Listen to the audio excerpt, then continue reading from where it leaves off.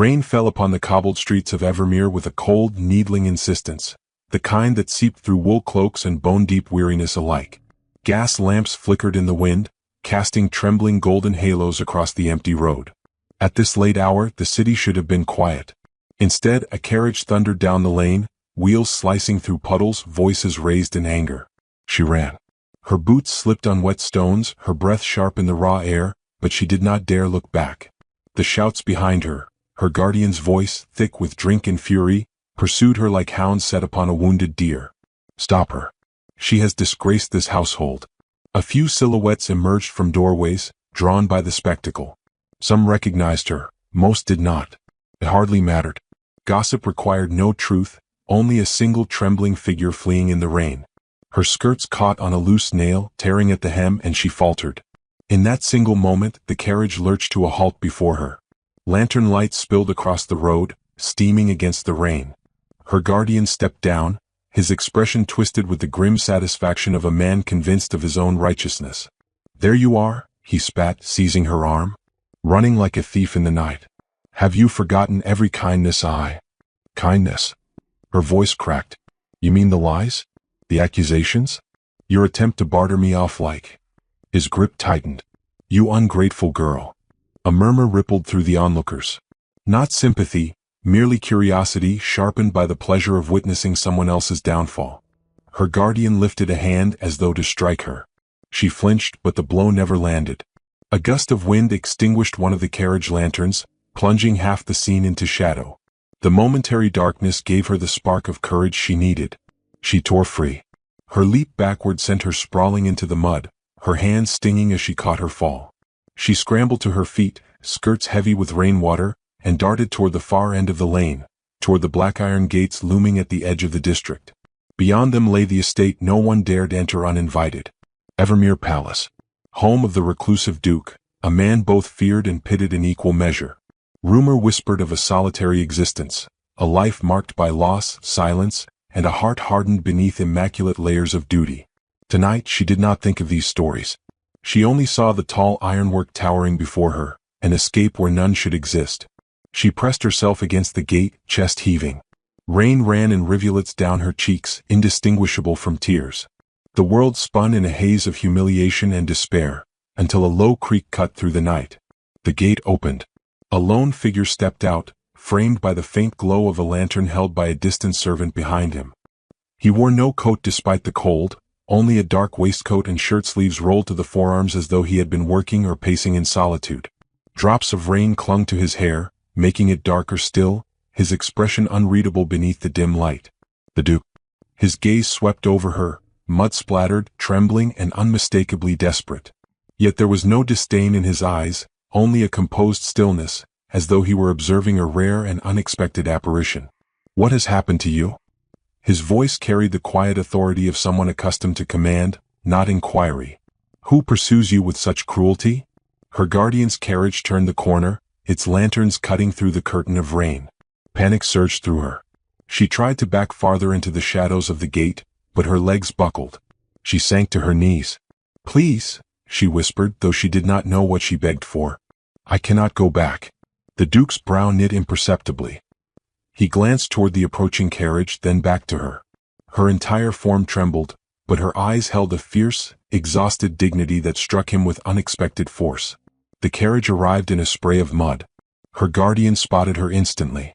Your Grace, he called sharply, realizing whom he stood before. Forgive this disgraceful scene. The girl belongs to my household. She has fled after committing a grave offense. The Duke did not respond at once. Instead, he stepped closer to her, lowering his voice so only she could hear. Do you seek protection? He asked. Not a question of social protocol, but something quieter, far more dangerous. She swallowed. I seek to vanish. A simple plea, devastating in its honesty. Her guardian strode forward, bowing stiffly. My lord, she is nothing but trouble.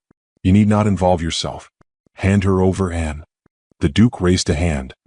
He did not touch her, yet she felt the shift around them, as though the air itself recognized a boundary being drawn. More footsteps approached, palace servants rushing with lanterns, alerted by the commotion. Their presence would force explanation, and the Duke knew it. He made his decision in a single heartbeat, swift, reckless, wholly unlike the man society claimed he was. He extended his hand to her, his voice calm enough to steady the storm. "Rise," he murmured. "You must stand beside me." Her guardian's face darkened. "Your Grace, I insist." "You may insist," the Duke replied without looking at him, "but you do not command." The servants were nearly upon them now, lanterns held high. Their eyes widened at the sight, their master standing beside a strange woman in torn garments. He leaned in, his breath warming the cold air between them. "If they ask," he said softly, his tone firm with the finality of a man who never repeated himself, "you are my wife. Now keep close." She stared at him, stunned. "Your wife? But—" "There is no time," he whispered. His hand hovered near hers, not forcing but offering. "A choice." Her guardian sputtered. "This is outrageous. She is lying, Your Grace. She is nothing." The Duke turned, his posture straightening, each word delivered with chilling precision.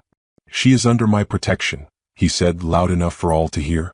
"You would do well to remember your manners." Her guardian's outrage faltered, replaced by disbelief. "You're your wife? But there has been no announcement. There will be no further discussion." The Duke's voice carried the weight of a man unaccustomed to argument. "She will not be leaving with you." The rain hammered the stones, the only sound as the truth, or the semblance of one, settled over the gathering like smoke. Her guardian tried one last attempt. "My lord, you do not understand the trouble she brings." The Duke stepped forward, his gaze cold and sovereign. "What I understand is that she is no longer your concern." Silence. At last, her guardian retreated, stumbling back toward his carriage with a curse carried off by the wind. The horses lurched forward, the wheels splashing mud as the carriage vanished into the storm. She stood beside the Duke, breath trembling, her future rewoven in the span of a single moment. She whispered, barely audible, "Why would you claim me as your wife?" The Duke's expression remained inscrutable, yet something softened at the corner of his mouth, a flicker of humanity hidden beneath years of solitude. "Because," he said quietly, "I saw no other way to save you." The palace doors opened behind them, warm light spilling across the rain-slicked stones. The Duke offered his hand once more. This time she took it. And as he led her into the depths of Evermere Palace, the night closed behind them like a secret that would shake the very heart of society. Dawn had barely touched the stone turrets of Evermere Palace when she woke to the soft rustle of chambermaids moving about the room. The fire burned low in the grate, casting a warm glow over furnishings too fine for her weary senses to grasp.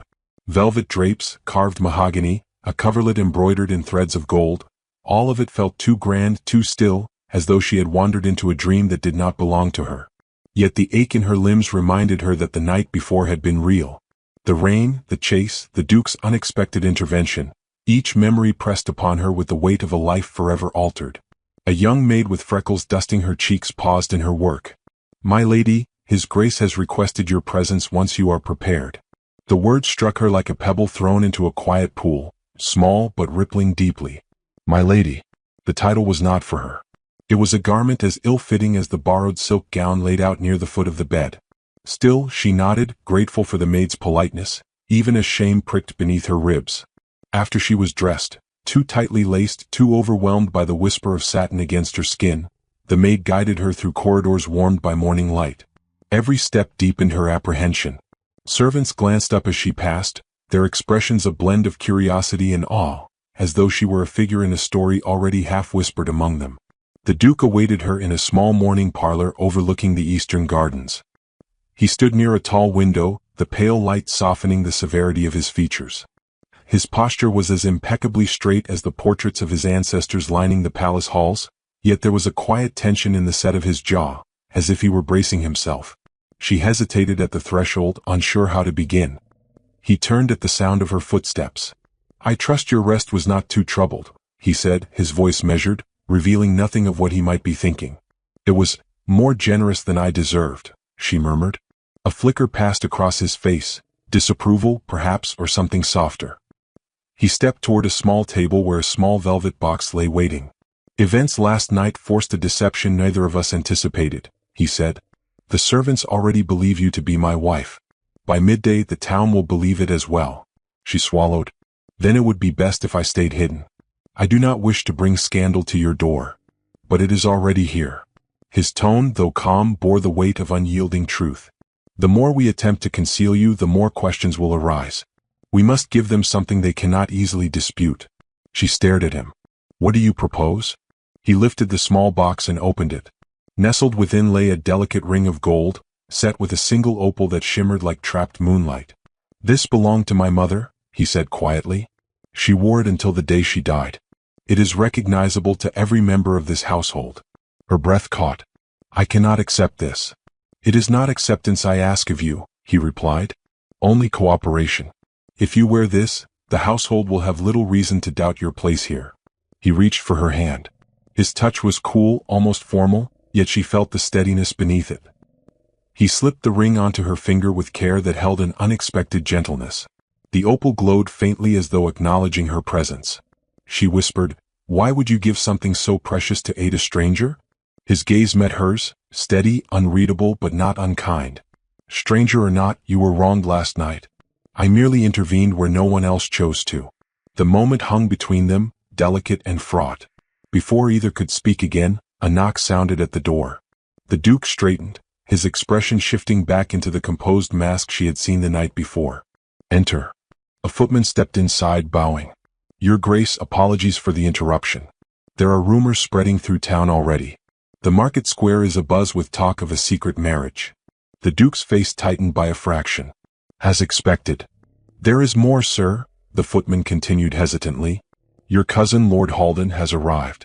He insists upon seeing your bride. A tremor passed through her, not fear of Lord Halden specifically, but fear of exposure, of the thin veil between her and disaster tearing too soon. The Duke dismissed the footman with a nod, then turned to her. My cousin is not a man who easily accepts what he cannot control. Do not let his manner unsettle you. What if he sees the truth? She whispered. He will see only what I choose to show him. They walked together toward the grand receiving hall, though she felt anything but grand. As they entered, she saw Lord Halden standing near the fireplace, impeccably dressed and wearing the expression of someone who delighted in unearthing secrets. So it is true, Halden drawled the moment he spotted her. You, of all people, have taken a wife without so much as a whisper. Society will be beside itself. The Duke's voice remained calm. Your concern for society's sensibilities is touching. Halden's eyes flicked to the ring upon her finger. An heirloom no less. You must be quite special to him, my dear. The smile he offered was thin, almost cruel. She fought the urge to shrink back. Instead, she lifted her chin, drawing steadiness from the Duke's quiet presence beside her. It was a private ceremony, she said, her voice soft but steady. Not meant for gossip. Halden's brows arched. Indeed? And yet gossip finds us. How curious. The Duke stepped forward, his tone cooling further. If you have come merely to pry Halden, your visit is unnecessary. Halden's smile sharpened. I simply came to offer my congratulations, and to warn you that not all will welcome such secrecy. Then they may remain unwelcome, the Duke replied. For a moment, the cousins stood locked in a silent duel of wills. Then Halden bowed, graciously, but with a glint of mischief that promised trouble to come. Well, I look forward to meeting the new Duchess at the next gathering. I trust she will be presented to society soon. The Duke's silence was answer enough. Halden left with a flourish, boots echoing down the corridor. She let out a slow breath she hadn't realized she'd been holding. He does not believe us. He does not need to believe, the Duke replied. He only needs to be silent. And for that, I will handle him. She looked down at the opal ring gleaming faintly on her hand, at the symbol of a lie too beautiful and fragile to bear its own weight. Your Grace, she said softly, I fear I may cause you greater trouble than you intended. He turned to her, his expression softer than before. Trouble, perhaps, but not regret. Outside, the bells of Evermere told the hour, their sound carrying across the palace grounds, solemn, warning, and strangely hopeful. Inside, surrounded by whispers that would soon sweep through every parlor and drawing room in the city, she stood beside the man who had woven her into a story far larger than either of them had imagined. And with each passing moment, the scandal grew. The storm arrived just after dusk, rolling across the palace grounds with a low, trembling growl. Wind pressed against the tall windows of Evermere, rattling the glass panes as if demanding entry. The servants murmured about omens, about ill winds and ill fortune, but the Duke dismissed them early. He seemed more restless than usual, pacing through the dimly lit corridors in a manner that betrayed the calm mask he so carefully wore. She found him in the library, a vast chamber lined with leather-bound volumes and warmed by a generous fire. The flames cast shifting gold across his profile as he stood near the mantel, one hand braced upon it, the other clasping a glass he had entirely forgotten to drink from. She hesitated in the doorway. The presence of such quiet intensity filled the room like a scent, unavoidable, unmistakable. He turned as though sensing her before she spoke. "You could not sleep." She stepped inside, the door whispering shut behind her. "The storm woke me. And the day has left too much to think about." A faint, humorless smile touched his lips. "I share the sentiment." She moved toward the fire, warming her hands. For a moment they remained silent, the crackle of the logs and the distant rumbling sky filling the space between them. It was a companionable silence, yet heavy with everything unsaid. "When your cousin looked at me earlier," she began softly, "I felt as though he were peeling away every layer of the lie we stand behind. I have done nothing to deserve your protection, and yet you risk the ire of your entire household." "You mistake society's whispers for truth," he replied, his voice low. "I have lived long enough to know most accusations are nothing more than entertainment dressed in outrage. But the lie will unravel if questioned too deeply." His gaze hardened, not at her but at some unseen memory. "It is not the first lie this household has endured." The admission startled her, but before she could inquire, he set the untouched glass aside and motioned for her to sit. "If you are to remain here, even for a short time, you deserve to know why solitude clings to this house like dust." She sat across from him in a high-backed chair, the fire warming her chilled skin. He lowered himself into the seat opposite, but his posture remained rigid, as though he feared that sitting too comfortably might reveal too much. "My fiancée died 3 years ago," he said quietly, each word measured. "Her passing became the talk of every drawing room. They said she fell to illness, but the truth is far less dignified. She fell from the north terrace during an argument. Her breath caught. An accident? A terrible one. And yet society insisted upon twisting grief into speculation.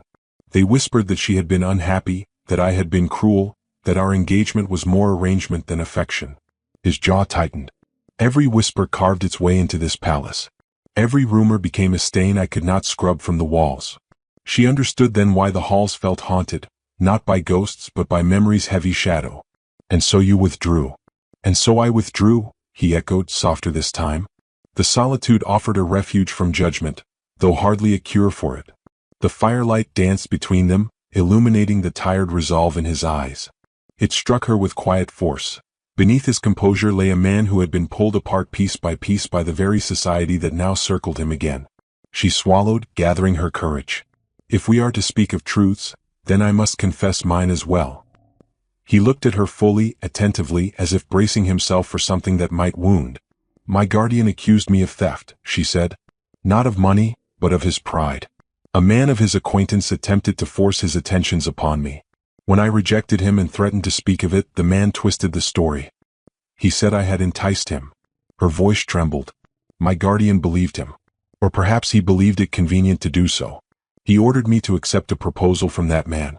When I refused, he told the household I had acted without virtue." The Duke's fingers curled against the armrest. "He sought to trade your dignity for his reputation." She nodded, tears gathering but refusing to fall. "He said obedience would restore the family's name. But I could not bind myself to someone who would treat me like a possession."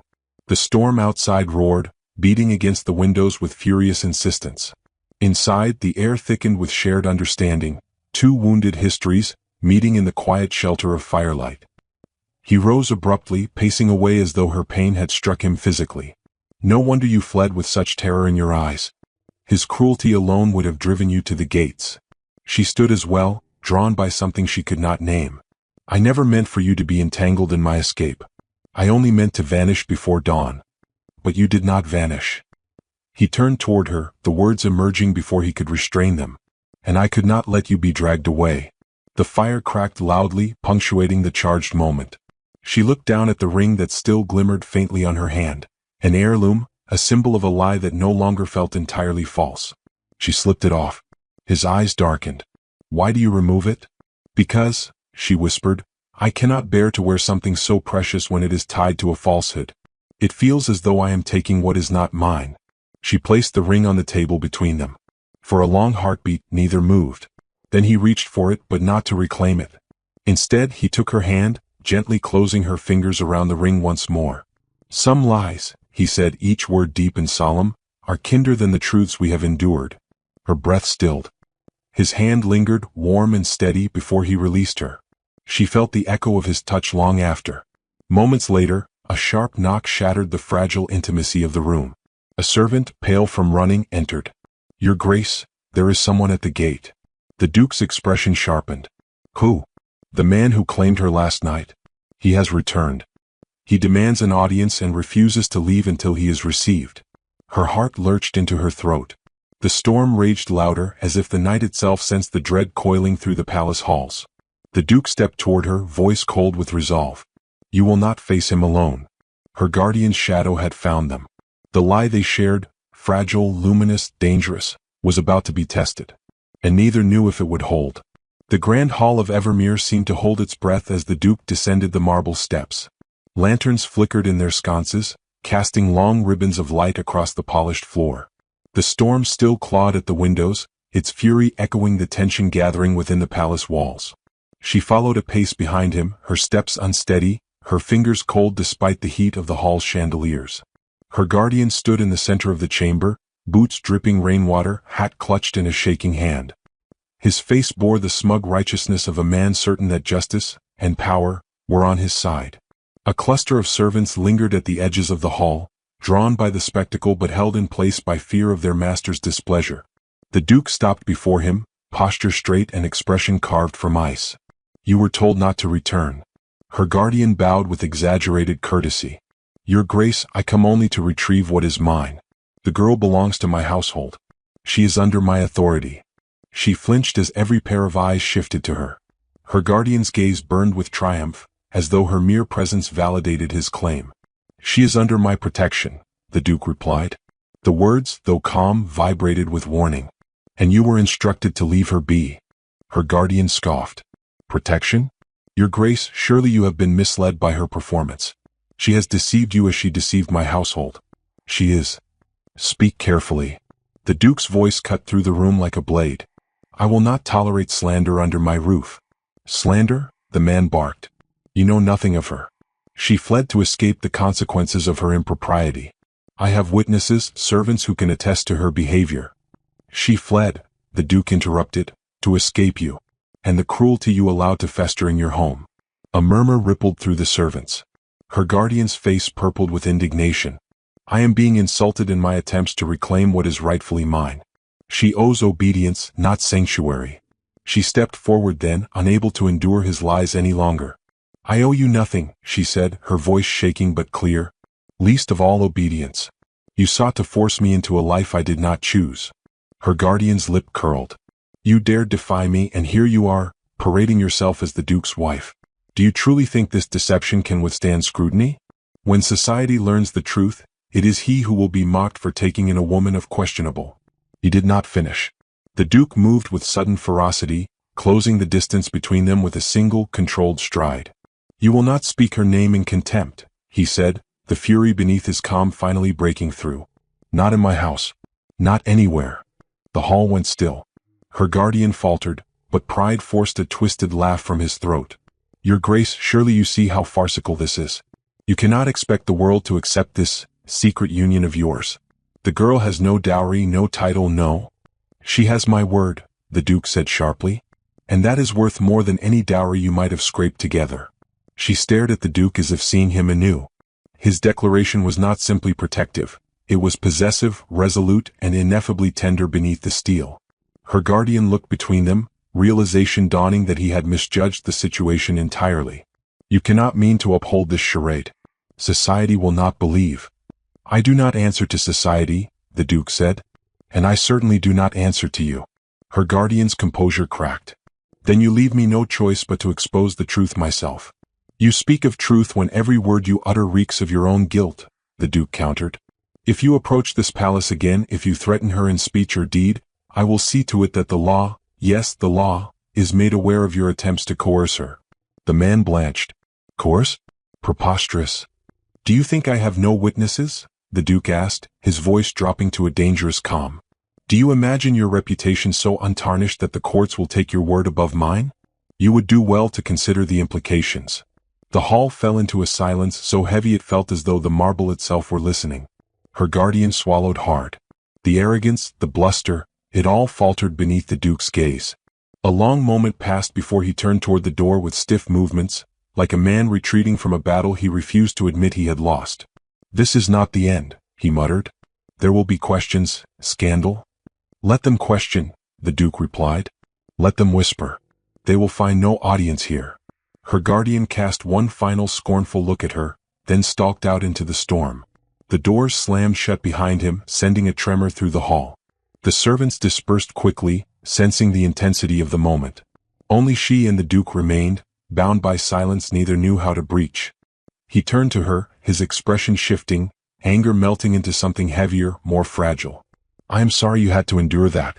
I had hoped to spare you further humiliation." "You protected me," she said quietly.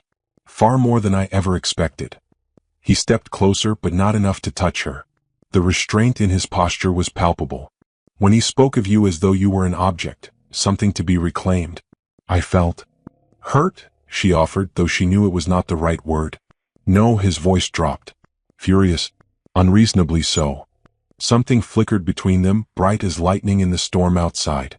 The fire in his gaze unsettled her, yet she felt drawn to it, as though her heart recognized something her mind could not yet name. She looked down, unable to hold the weight of his attention. "I never wished to burden you. You owe me nothing." He reached out then, stopping just short of touching her cheek. "It is not obligation that holds you here." Her breath caught. "Then what does?" His answer came in a whisper, raw, unguarded. "I do not wish to lose you to their cruelty." The storm surged against the windows, but inside the hall, time seemed to pause. She felt the truth of his words settle around her like a cloak, heavy, protective, inescapably intimate. Her voice trembled as she spoke. "If I remain," she whispered, "what will become of us?" He closed the remaining distance, still careful, still brimming with restraint. "That," he said, "depends on what you wish." His nearness, the warmth of his breath, the quiet thunder in his words, everything threatened to undo her. But before she could answer, footsteps echoed from the far corridor. A messenger, breathless and pale, approached with a bow. "Your Grace, Lord Halden has returned. He says he carries evidence that may concern you, and your wife." The fragile stillness shattered. The Duke's expression darkened with new resolve, and she felt the thrum of danger return. The scandal was no longer a whisper. It was about to erupt. The Duke strode toward the receiving hall with a resolve sharpened by anger and something deeper, fear not for his reputation but for her. She followed close behind, her heartbeat loud enough to drown out the distant rumble of the dying storm. The corridors stretched before them, lit by wavering candlelight that made each shadow seem alive with threat. She fought to keep her breath steady, yet every step tightened the knot in her chest. Lord Halden stood waiting beneath the towering arch of the hall, his expression poised between triumph and calculated civility. In his gloved hand, he held a sealed envelope, its crimson wax broken, as though he had been too eager to wait for formalities. He bowed, though the gesture lacked sincerity. "Your Grace," he drawled, "I regret disturbing your evening again, but circumstances have changed. I believe you will wish to hear what I have discovered." The Duke's jaw tensed. "Get to the point." Halden stepped forward, holding out the letter as though it were a trophy. "A witness from her former household contacted me. He claims she fled after certain indiscretions. He offers a written account. I need not explain how damning this could be if it spreads beyond these walls." She felt the blood drain from her face. Though she had expected her past to haunt her, the cruelty of this moment struck like a blow. The Duke, however, did not flinch. He took the letter, broke the seal, and scanned its contents. His features remained unreadable, but a faint tremor ran through the parchment in his grip. Halden's voice grew silky, poisonous. "Naturally, I bring this to you in confidence. As family. I thought you deserved the truth before the town devours you with speculation." The Duke folded the letter slowly. "You bring this to me because you hope to benefit from whatever scandal it creates." Halden smiled thinly. "I merely believe honesty is required when one's household is built on falsehood." The Duke stepped forward, closing the distance between them with chilling authority. "The only falsehood here is the one you cling to, that you have any power in this matter." Halden's expression hardened. "You cannot silence written testimony." "I do not need to silence it," the Duke said. "I need only speak the truth." She stared at him, stunned by the steadiness in his tone. Though her heart quaked, he seemed carved from iron. Halden, thrown off balance, scoffed. "And what truth is that, precisely?" "That she is my wife," the Duke said, his voice ringing through the hall with a force that stole her breath. "And that whatever shadows linger in her past will be met by my name, my influence, and my unwavering protection. No whisper of yours can undo that." Halden blinked, genuinely astonished. "You would stake your honor on her?" "My honor is the very reason I will not abandon her." The word struck her more deeply than any embrace could. A warmth spread through her chest, mingling with disbelief. The Duke turned his gaze toward her briefly, just a flicker, but in that moment she saw everything he had not yet dared speak aloud. Halden regrouped quickly, bitterness twisting his mouth. "Even your reputation cannot smother a scandal of this scale. Society will demand proof you cannot provide." The Duke extended his hand toward her. "Then let them come. Let them see for themselves." She took his hand, her fingers trembling. He drew her to his side with a certainty that steadied her shaking limbs. Facing Halden, he spoke with a quiet ferocity that pierced the grand hall. "I will announce our marriage publicly. At dawn, the city will hear it from me directly. There will be no room for rumor, no air for lies to breathe." Her breath halted. Publicly? To bind himself to her, not out of duty, not out of necessity, but out of conviction? Halden's composure cracked, revealing panic beneath the arrogance. "You would truly bind yourself to her without hesitation?" "Hesitation?" the Duke repeated softly. "I have hesitated long enough." Silence stretched, taut as a drawn bowstring. Halden stared between them, his scheme collapsing beneath the weight of the Duke's resolve. Realizing defeat, he turned sharply, the scrape of his boots echoing through the chamber before he disappeared into the corridor. When he was gone, the hall felt immeasurably larger, as though its walls exhaled with relief. She withdrew her hand from the Duke slowly, uncertainty fluttering in her chest. "You cannot announce such a thing," she whispered. "It would tether you to me forever, based on a lie you never owed me." He stepped closer, his eyes dark with emotion he no longer tried to hide. "I owe you nothing," he said, "and yet I cannot let you go. I will not." She turned away, overwhelmed. "I do not wish to be another burden you carry, another shadow upon this house." He caught her lightly by the arm, his touch gentle but steady. "You are not a shadow," he said, "and you are not a burden." Her voice trembled. "Then what am I to you?" The Duke looked at her as though searching for words long buried. "You are the one person whose presence has not weighed upon me but lifted something from within.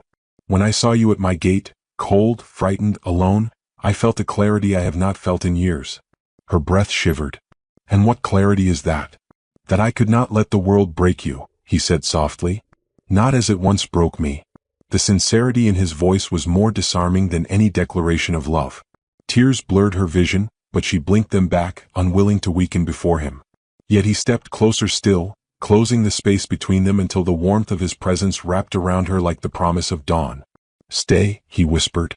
"Not because society demands it. Not because of the lie we told. Stay because you wish to."